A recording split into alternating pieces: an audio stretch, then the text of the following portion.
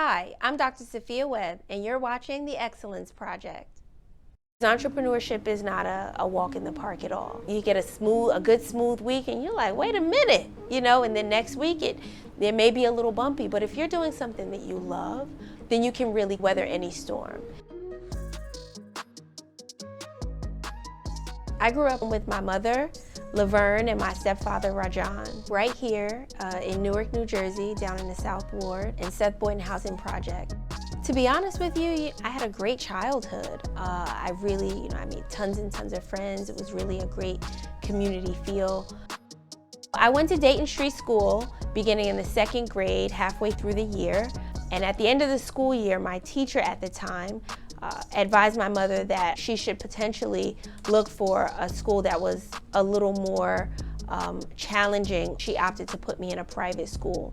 I took languages like Russian and French, and it was just like a completely different type of curriculum. The classrooms were really small.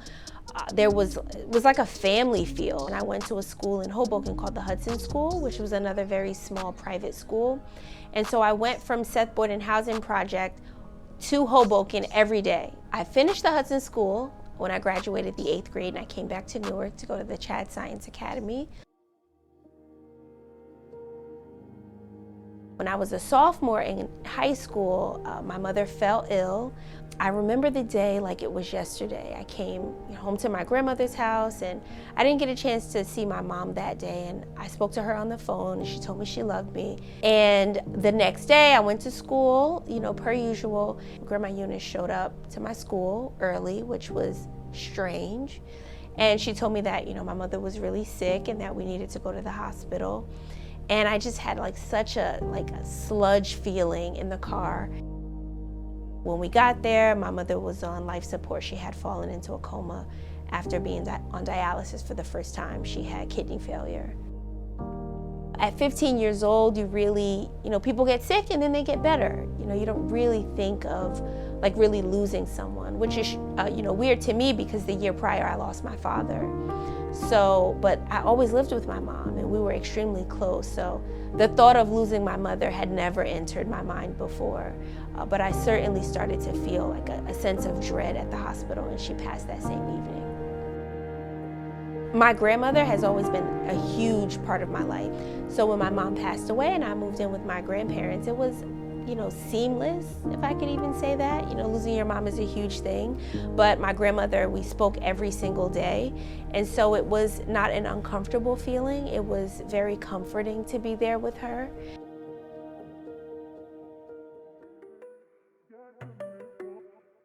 Quite a few of the teachers at the Chad Science Academy were very in tune with other programs that were in the city. And one teacher in particular, Brother Carmelo Dorcelis, he knew of a program at UMD&J at the time called the SMART program for science, medicine, and related topics. And this program invited high school students to come in and learn more about different careers that you can have in the field of science.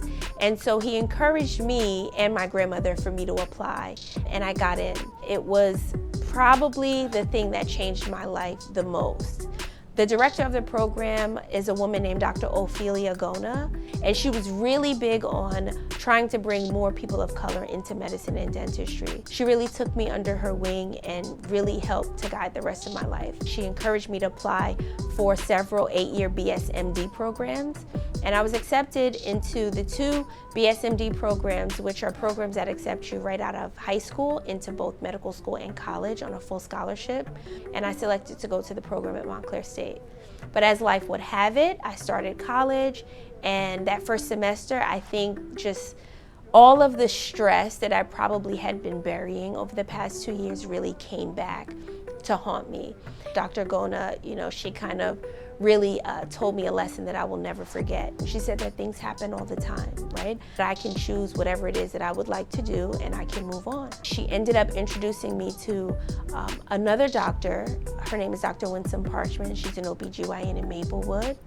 So I went to work with Dr. Parchman in her office when it first opened, and I was an intern.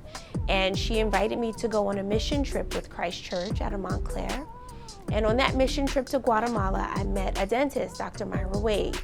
and I learned more about dentistry, and it sounded amazing. So I applied to UMD&J, I applied to Howard, Columbia, and NYU. And you know, like most young people, I'm like, oh, the first place that accepts me, that's where I'm going. And Howard was the first. It was such a different experience than I was used to. You know, I went to a predominantly white institution for undergrad, and I had a wonderful time there. And it was like, oh, you're smart, oh, you know, you're black. But then you go to Howard, everyone's smart and everyone's black. Howard has really kind of like reiterated all the teachings that I got from Dr. Gona. You know, be tough, be strong, but you better work for it. So being a Howard grad myself, now with VP Kamala Harris, I know that she's up for the job, only because I know that Howard prepares you for life. I sat out of dental school for a semester and then I restarted the year. I think that that probably is what got me where I am today. So kind of lagging behind a little bit, I ended up doing research on oral cancer. I ended up presenting that research at several conferences and winning. Following graduating dental school, I ended up going to public health school. I got into that program partially because of the research that I had conducted in dental school, which I wouldn't have done if I would have been on time. Everything happens for a reason. Even starting my practice, I started a month before coronavirus hit.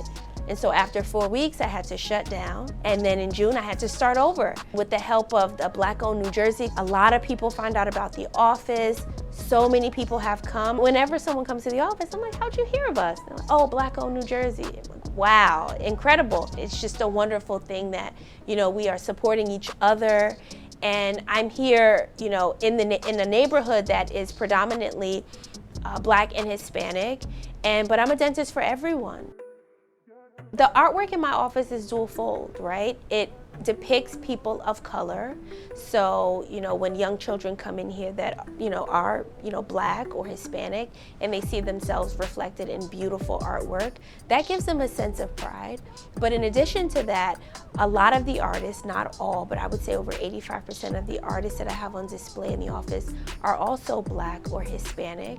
And so supporting these artists that are still living, that are still thriving, that are still creating, I'm able to support them, and I'm also able to give that as a gift to the patients that I see every day. You know, you come here, we're very out of the box, very professional, we're very quirky, we have a good time, right? And the experience is tailored per patient. I still am a professor of pediatric dentistry at Newark Beth Israel Medical Center, and I give a lecture every year on just being sensitive to the community. I've worked in just about every type of dental office that you can imagine, and to be honest, we are all the same. You have to learn how to communicate with people, you have to know how to get them to trust you, and you have to be able to deliver something that is really wonderful and just love what you're doing and who you're serving. I'm Dr. Suffiyah Webb. I'm so excited to serve the community. I'm even more excited to share my story with you all. Best of luck to everyone, and God bless.